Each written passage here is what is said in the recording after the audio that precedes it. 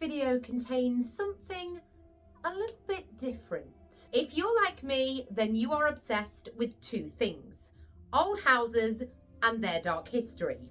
Now, as a kid, I was enthralled by the homes that I would see in The Addams Family, Casper, Disney's Haunted Mansion, Coraline. As a teen, I saw The Others for the first time and was equal parts terrified as I was obsessed. And as an adult, I am happily fanatical about BBC's Ghosts and The Haunting of Hill House. So yeah, I'm a girl that loves old things and dark stories.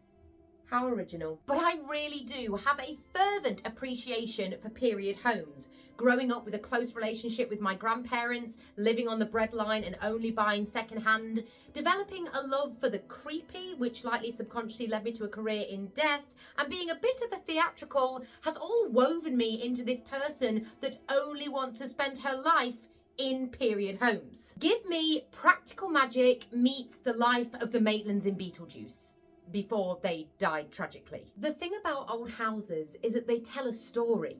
I mean, there's something so otherworldly about running your hand along a banister that so many people have held. It gives you a sense of time and place and perspective. And if you listen very carefully, you can hear secrets being whispered behind the wallpaper. And today I want to find out about the history of this house. And to help me, I have located the original deeds to this house, which span from 1868, before the house was even built, all the way up to 2016, when me and Mum bought the house.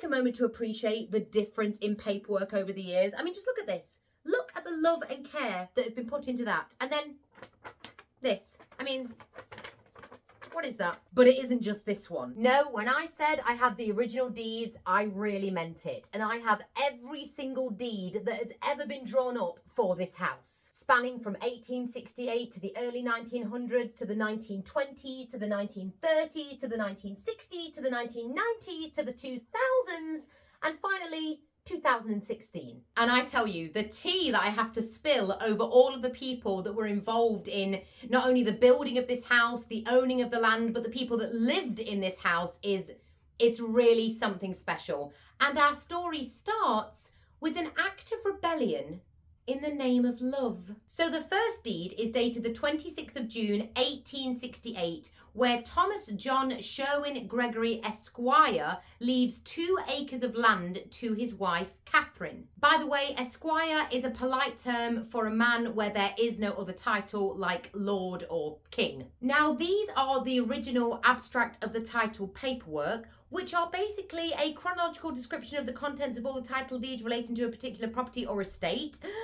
that were normally drawn up by lawyers when the property was being sold in order to prove the seller's title. So first of all, I wanted to find out who Thomas Sherwin Pearson Gregory was, why he owned this land, and why he was intending on selling it. I'm also interested in the 2 treasurers, Robert Holden and Wilmot Bradshaw, so let's start with them. Well, both of the treasurers were wealthy gentry, and Robert Holden inherited all of his land from his father, Robert Holden Sr. Robert Sr. was a captain, but his marriage to Mary Ann Drury Lowe was pretty scandalous. Mary was the only child of William Drury, and when she announced her intention of marrying Captain Holden, her father reluctantly agreed to a wedding, but in the future. But Mary was unwilling to wait, and so on the 25th of August 1800, she snuck out of an upstairs window and eloped to Gretna Green to marry Robert, and they were married the next day. And I just want you to understand how incredibly brave that would have been in the 1800s to defy your father and marry the man that you loved anyway. Robert inherited Darley Abbey in 1808, and then in 1819 he purchased the Nuttall Temple estate, which became the family home. And then he inherited way more estates from his father-in-law. Wilmot Bradshaw was from a family of minor landed gentry, which is basically landowners, and that's pretty much all I could find out about him. So anyway, back to 1868.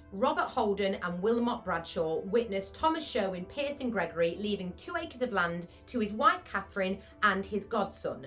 the 2 acres that this house sits on. Thomas lived in the very beautiful Harloxton Manor and wanted to leave this land to his wife Catherine and his godson and second cousin Thomas Sherwin Pearson, who was the son of Thomas Hook Pearson, a British Army general. Yeah, there's a lot of the same names in these eras, so just do your best to keep up. I don't know why Thomas Sr. was leaving this land to Thomas Jr., his godson, and where Thomas Jr.'s father actually was, the British Army general. But what I do know is that Thomas Jr.'s biological dad, Colonel Hook, was born in Staffordshire to barrister John Pearson and his wife, Jane Hook. But this is really, really cool. So following his education at Eton, Colonel Hook, a highly decorated military man, was once presented with a sword by the Maharaja Ranjit Singh for riding an unmanageable horse, until he eventually retired on the 1st of October 1877, which was only a couple of days ago, that's weird, ranking as Lieutenant General. Now it says he died at the age of 85, so why Thomas Jr. went to live with Thomas that lives at Harloxton Manor and didn't stay with his biological parents, I don't really know, but there you go. But then things get a little bit more tragic, because only 1 year later, on the 27th of January 1869, Thomas Sr. of Harloxton Manor suddenly dies. And it makes me wonder if Thomas Sr. knew he was going to die, like maybe he was poorly and he wanted to set up all of his affairs and make sure that his godson and his wife were well looked after and had enough funds to keep up the running of Harloxton Manor.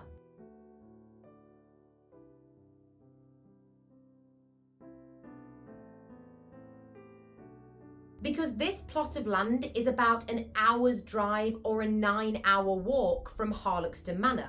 And what I do know is that in 1822, his grandfather, I believe, Gregory Williams, okay, it's getting silly now, would sell off plots of land in this area to help fund the running of the manor. And that's what I think this land was originally intended for. Well, anyway, it gets kind of worse, because on the 11th of November 1872, Robert Holden also dies. So Wilmot Bradshaw, the remaining treasurer of the land, brings in his younger brother Francis to be the other treasurer. And Henry Holden, presumably Robert Holden's son, goes in as a treasurer as well. But then Francis dies in 1881, and in 1884, Wilmot Bradshaw also dies.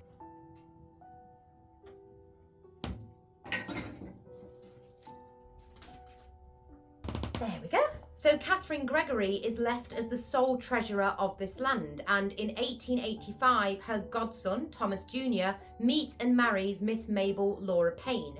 But in 1888, Mabel tragically dies, giving birth to their only son, Philip.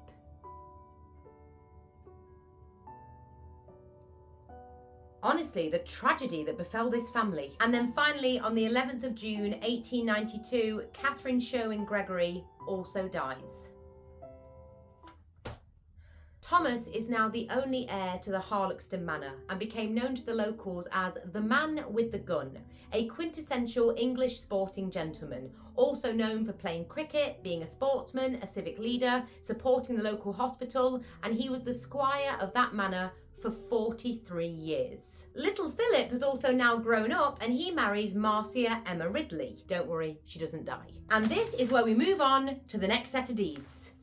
Only joking, these are actually incredibly precious and I need to make sure that I look after them. Okay, so now we're in 1926. So on the 7th of May 1926, Thomas Sherwin Pearson Gregory and his godson Philip, as well as Reginald Oliver Ridley, who is clearly a relative of Philip's wife, sell 2 acres of land to builder James Squires. And I found out that up until this point, all of the land had been used for is allotments. So I found out that the plan was for James Squires, with the help of William F. Evans and Ernest J. Evans of Evans and Sons, to build a row of houses and outhouses on this plot. And that is the original plans for the build. It is crazy to me that I am holding this piece of paper that was hand drawn probably by James Squires himself. It's genuinely a little bit spooky. And with that, the house was built. There's also like handwritten bits to this document, like little amendments that the men must have made, all written in like a quill pen.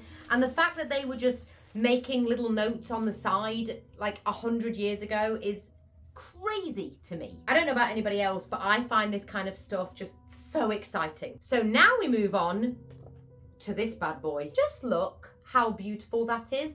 I mean, that is a handwritten document.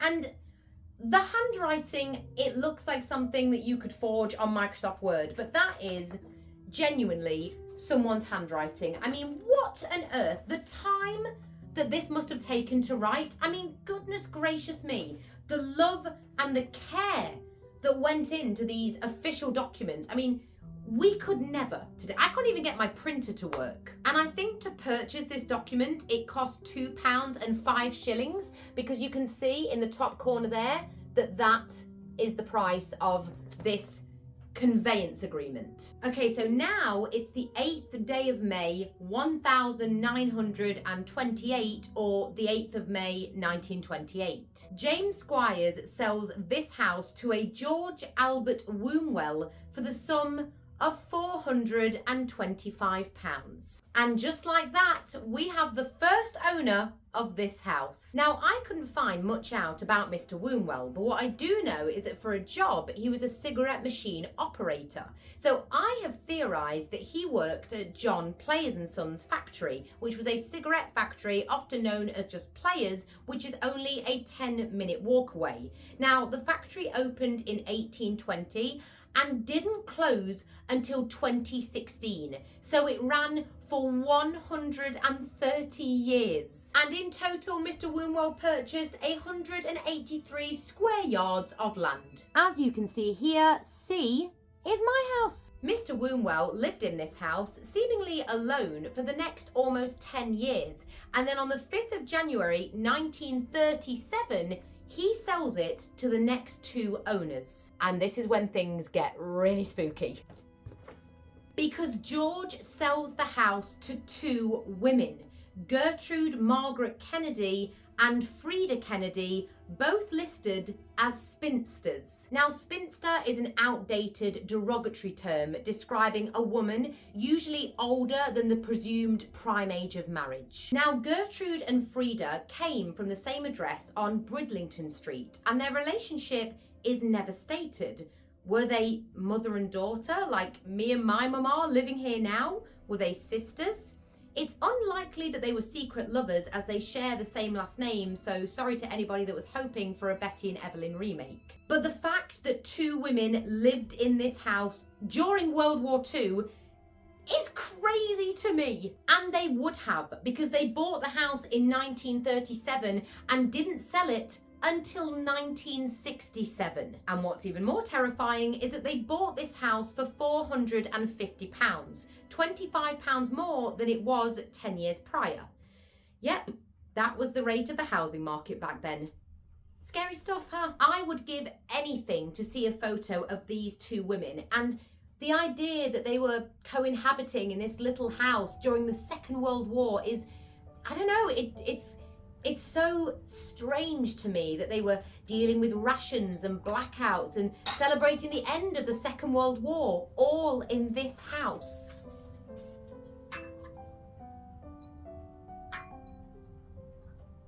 It is unbelievable to me that two women, likely related, lived in this house before, just like me and my mum are now, and that those two women would cling to each other during such terror.